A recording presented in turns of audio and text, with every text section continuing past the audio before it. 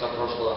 Вот, и показывали, когда трудно быть богом в России, я пришел туда, и я смотрю, там собрались такие люди, которые в Ижевский киноклуб вроде не ходят, такие люди в возрасте, интеллигентные, в пиджаках такие, вот, между собой разговаривают на интеллигентные темы. Я думаю, где ж мне культуры кидаются? Вот, у нас стали трудно быть богом, кинотеатре показывать, они пришли, вот, полный зал, тяжелющий фильм.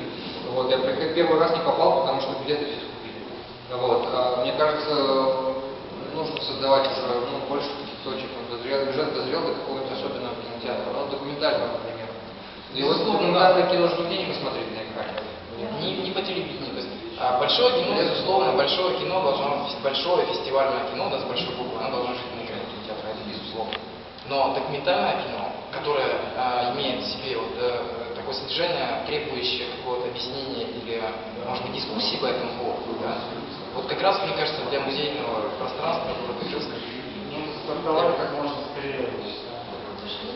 Вот есть зал, то есть может быть в том зале небольшом.